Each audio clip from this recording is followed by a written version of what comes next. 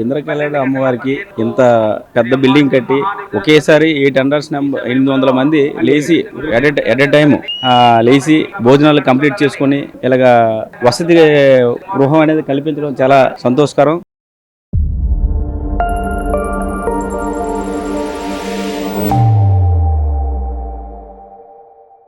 ముందు కూడా ఈ లాంగ్ ఆంధ్ర రాష్ట్రం మూలల నుంచి కూడా చాలా మంది ప్రజలు వచ్చి దర్శనం చేసుకుంటారు. ఇక్కడ ఇటువంటి అన్నదానం గృహం కట్టి ఇలాగా ఏర్పాటు చేయడం చాలా సంతోషకరం. అదే విధంగా ఇటువంటి దేవుడి సన్నిధానంలో ఇటువంటి ఇంపార్టెంట్ బిల్డింగ్ కట్టి దీనికి సేవలు అందిస్తున్న ప్రభుత్వానికి కూడా కృతజ్ఞతలు తెలియజేస్తున్నాం. డెఫినెట్ గా ఇటువంటి దేవుడికి సంబంధించిన వాటిలో ముఖ్య పాత్ర వహించడం అనేది చాలా సంతోషకరం.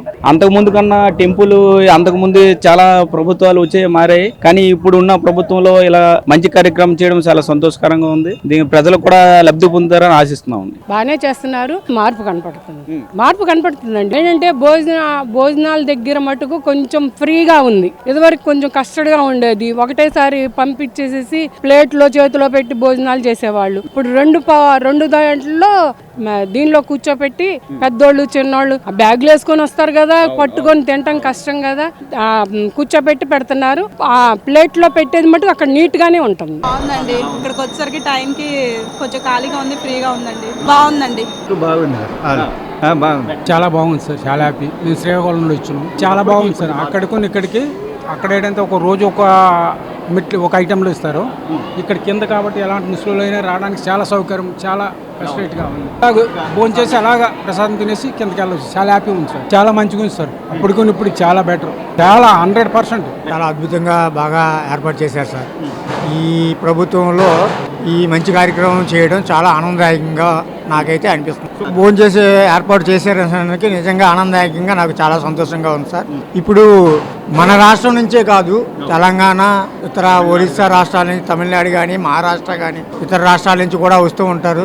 వాళ్ళందరికీ కూడా చాలా సౌకర్యంగా అద్భుతంగా భవనాన్ని మటుకు నిర్మించారు. చాలా ఆనందంగా ఉంది.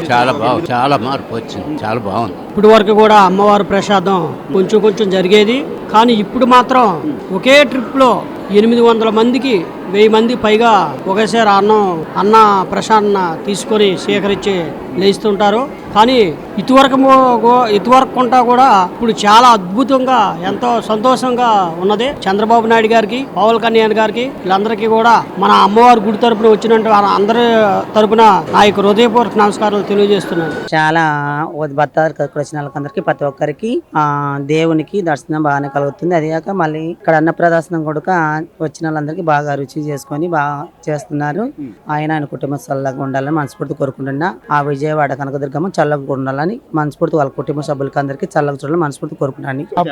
ఇప్పటికి చూసుకుంటే అమ్మవారి దర్శనం కూడా అందరికీ జరిగే విధంగా చూస్తున్నారు. గవర్నమెంట్ అందరికీ అన్ని సౌకర్యాలు చూస్తున్నారు. ఆ తల్లి ఆశీస్సులు అందరికీ ఉండాలని మనస్ఫూర్తిగా కోరుకుంటున్నారు. చాలా సంతోషమైన విషయము. అదొకసారి ఇక్కడ వచ్చిన భక్తులందరికీ అన్నదానం కల్పించడం, ఆయన కుటుంబ సభ్యులు చల్లగా ఉండాలని మనస్ఫూర్తి కోరుకుంటున్నాం. ఇక్కడ వచ్చిన ప్రతి ఒక్కరు కూడా భోజనం దర్శనం చేసుకొని ఆయనకు మనస్ఫూర్తిగా వాళ్ళ కుటుంబ సభ్యులకి అందరికీ ఆ విజయవాడ కనకదుర్గ ఆశీస్సులు వెళ్తుండాలని మనస్ఫూర్తి కోరుకుంటున్నాం సార్. చాలా బాగున్నాయి అంటున్నారండి అందరూ. మేము చాలా మందిని కనుక్కుంటున్నాం టెంపుల్కి వస్తే.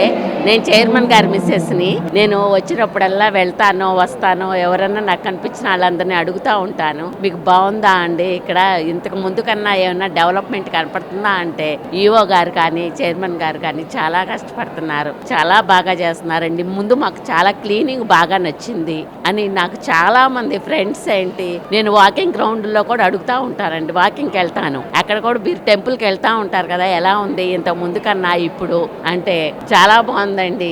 మీ ఈయన వచ్చినాక ప్లస్ ఈవో గారు కూడా కలిసి చాలా కష్టపడి చాలా నీట్ గా, అసలు మా క్లీనింగ్ చాలా నచ్చింది. వెళ్ళాలనిపిస్తుంది. ఇంతకు ముందు వెళ్ళండి అని పంపించేసేవాళ్ళు. ఇప్పుడు మేము చాలా హాయిగా కూర్చుంటాం ఆ గోపురం ప్లేస్ లో అని చెప్తున్నారండి. చాలా అనిపిస్తుందండి. ఖచ్చితంగా ఇవ్వాలి కూడా అండి. టెంపుల్స్ కి వచ్చినప్పుడు మనం భక్తుల్ని చాలా ప్రేమగా చూసుకోవాలి. వాళ్ళు మనం ఇక్కడ అందరం ఒకటే, ఇంకా ఇష్టంగా రావాలి, అసలు రావాలి, మళ్ళీ మళ్ళీ అనిపించాలి. ఇవాళ వచ్చాము అంటే చాలా బాగుంది ఇక్కడ పద్ధతి అంతా. మళ్ళీ మనం ఇంకోసారి అమ్మవారి దర్శనం చేసుకోవాలి. మేము ఇంతకు ముందు కొంచెం మాకు అక్కడ నిర్లక్ష్యం నచ్చక మేము మానేసామండి కొన్నాళ్ళు వచ్చి. కానీ మళ్ళీ ఇప్పుడు రావాలనిపిస్తుందండి. చాలా బాగుందని నాకు చాలా లేడీస్ నేను అడుగుతానే ఉన్నానండి. ఇప్పుడు మేము వచ్చి దాదాపుగా 1 year అవుతుంది. నేను ఈ 1 year నుంచి కూడా అందరిని అడుగుతా, నా ఫ్రెండ్స్ ఏంటి, నేను ఎవరో తెలియని వాళ్ళనేంటి, అందరినీ చాలా బాగుందని కల్పిస్తారని అనుకుందామండి. కల్పించాలనే కోరుకుంటాను నేను కూడా అందరి భక్తుల్లాగే. అప్పుడు చంద్రబాబుని ఎంచాం, అది చేయలేదు ఇది చేయలేదు, మనం ఎందుకు పోవాలి? పోకుండా ఉంటే ఆయన మనం ఏం చెప్పని లేదు, మనల్ని ఆయన ఏం చెప్పని ఉండదుగా. దానివల్ల ఆయన రాలా. అది ఇప్పుడు ఏదన్నా నీకు మనసులో ఏదన్నా అడగాలని ఉద్దేశం ఉందనుకో, అసెంబ్లీకి రా, అడుగు. చేయలేదు, అది చేయలేదు, అమ్మఒడి వేయలేదు, ఏదో ఏ పనిలో చేయలేదని అడగాలి. ఇద్దరం ఎదురే ఉండి మాట్లాడుకుంటే అది సరిపోద్ది. ఒక ముఖ్యమంత్రి పిలిచినప్పుడు మనం రాలేదనుకున్నప్పుడు ఆయన రాడు. నేను ఎందుకు పోవాలి అంటే అనేది నిర్లక్ష్యం. యాడో బయట ఉండి ఆయన అది చేయలేదు ఇది చేయలేదు అనుకోకూడదు. ఎదరకు వచ్చి నువ్వు ఈ పని చేస్తానన్నావు, ఎందుకు చేయలేదని అడుగు, తప్పులేదు. నిన్ను ఆయన అడిగాడు, బాబు గారు అడిగాడు, నువ్వు ఆ పని చేయట్లేదు ఈ పని చేయట్లేదని. నువ్వు నీకు అవకాశం ఇలా బాబు గారు అడగటానికి, ఎందుకంటే ఆయన ప్రతి ఒక్కటి చేశాడు. ఇప్పుడు ఏది లేదని వేస్తున్నాడుగా. ఒక్కొక్కటి ఆడవాళ్ళకి బస్సు ఫ్రీ వేసాడు. బస్సులు ఫ్రీగా వేసినా గానీ ఇప్పుడు ఆడవాళ్ళు బస్సులు ఫ్రీగా పోతున్నారుగా. దాన్ని ఎవరు నిర్ణయించారు? బాబు గారు, లోకేష్ బాబు, పవన్ కళ్యాణ్. ఏది చేసినా ముగ్గురు కలిసే చేస్తున్నారు. వాళ్ళ ముగ్గురిని ఎంచడానికి ఇంకా తప్పేది, చేయలేదని అడగటానికి తప్పేది. ఆయనకు అవకాశం దొరకట్లా. ఏదో చాటు నుండి మనం ఏదో ఒకటి అంటున్నాము, అది వాళ్ళు వింటున్నారు, అది కాదు లెక్క. ఏదైనా మనం అడగాలనుకుంటే అసెంబ్లీకి పోవాలి. నీ అప్పటి నీ ఎమ్మెల్యేలు ఉండారు, మాట్లాడే వాళ్ళు ఉండారు, నువ్వు మాట్లాడితే మాట్లాడే వాళ్ళు ఉండారు. వాళ్ళందరూ తీసుకొని రా. భయమేగా. భయం లేకపోతే నాకు నేను కాడికి రావడానికి భయం లేదనుకో, నేను ధైర్యం వస్తా. లేకపోతే ఎట్టొస్తా? నిన్ను అడగాల్సిన హక్కు ఉన్నప్పుడు నువ్వు రా, తప్పులేదు. ఇప్పుడు ఇది తప్పని చీపి తప్పులేదు. ఆయన ఏం పని చేయట్లేదని నువ్వు అడుగుతా? డాక్టర్ అమ్మకళ్ళకి ఫస్ట్ లోన్ ఇచ్చింది ఆయనే, గ్యాస్ ఇచ్చింది ఆయనే, ఆడవాళ్ళకి రైతులు చేస్తుంది ఆయనే, అన్ని చేశాడు. ఆయన చేయట్లేదని నువ్వు అంటే జనం నమ్మాలిగా. నేను ఈ తడవ కళ్ళు మూసుకున్నా వస్తా, నిద్రపోతున్నా వస్తానని అనుకోకూడదు. మంగళగిరి ఉన్నాడు, లోకేష్ బాబుని పప్పు అన్నారు, ఇవాళ పప్పు పోయి కత్తి అయ్యాడు. ఎవరైనా మాట్లాడటానికే లేదు ఆయన గురించి. మంగళగిరి నియోజకవర్గంలో అటు మొత్తం పట్టా ఇయటంలో గాని, రోడ్లు పోయటంలో గాని, ఆడపిల్లల కాలేజీలు కట్టియటం గాని, నిడమర్లో ఒక ఇది కడుతున్నాడు. మా ఊరు మొత్తం గర్వపడుతున్నారు. మంగళగిరి ఏది నాది కూడా కొరకలే, మంగళగిరి మొత్తం గర్వపడుతున్నారు. ఇటువంటి లోకేష్ బాబురా మనం బాగొట్టుకుంది అని. మళ్ళీ ఎన్నిసార్లు వేసినా లోకేష్ బాబే గెలుస్తాడు. మనం ప్రయాణం చేస్తే చెట్లు నరకాలి, చేమలు నరకాలి, ఆయన ఏమీ నరికే పనే లేదు. ఒక పప్పు సుత్తన్నోడు వాళ్ళకి ఒక గుండెల్లో గూటం లాగా తయారయ్యారు. ఎవరు లోకేష్ బాబు అని అడిగారు, దేనికి పనికొస్తాడు అని అడిగారు. ఇవాళ ఒక అమ్మ చాటు కొడుకు అన్నారు, ఇవాళ అమ్మ చాటు కొడుకు పోయాడు. ఏ రకంగా తయారయ్యాడు?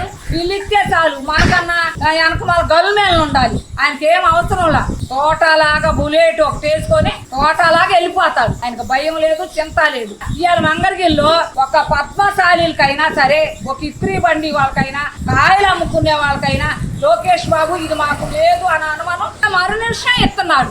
ఇస్తాడు కూడా ఆయన మీద నమ్మకం ఉంది. ఇప్పుడు అది ఇది ఉంది, తాడైపోయింది. కట్ట మీద ఉండేళ్ళకి బాబు గారు జగన్ ఏం చెప్పాడు, మీకు పట్టాలు ఏం లేవు అన్నాడు. ఇచ్చి చూపించాడు, చీరలతో సహా పెట్టి ఆడపిల్లలకి పసుపు కుంకుమ పెట్టి పట్టాలు ఇచ్చాడు. అది ఆయన కలేజీ, ఆయన దమ్ము అది.